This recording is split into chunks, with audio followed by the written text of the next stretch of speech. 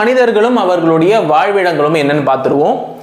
Australopithecus அப்படின்றது கிழக்கு ஆப்பிரிக்காவை சேர்ந்த மனிதர்களை ஆஸ்ட்ரலோபிதிகஸ் அப்படின்னு சொல்லணும். அதாவது அந்த காலத்துல கிழக்கு ஆப்பிரிக்கா பகுதியில் வாழ்ந்த மனிதர்களை ஆஸ்ட்ரலோபிதிகஸ் அப்படின்னு சொல்லலாம்.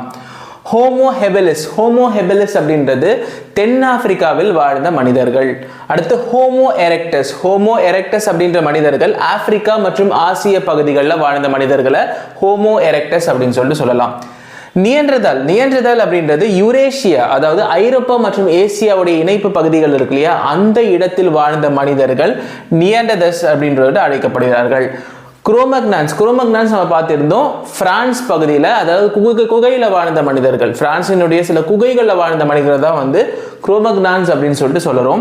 அடுத்து பீகிங் மனிதன், பீகிங் மனிதன் சீன பகுதிகளில் வாழ்ந்த மனிதர் தான் வந்து பீகிங் மனிதன் சொல்றோம். அடுத்து ஹோமோசாப்பியன்ஸ், அது ஆல்ரெடி நம்ம பார்த்திருந்தோம். ஹோமோசாப்பியன்ஸ் அப்படின்றது ஆப்பிரிக்கா மற்றும் கிழக்கு ஆப்பிரிக்கா பகுதியில் வாழ்ந்த மனிதர்கள் ஹோமோசாப்பியன்ஸ் அப்படின்னு சொல்லிட்டு அழைக்கப்படுகிறார்கள். அடுத்து வந்து ஹைடல்பர்க் மனிதன், ஹைடல்பர்க் மனிதன் லண்டனை சேர்ந்த பகுதி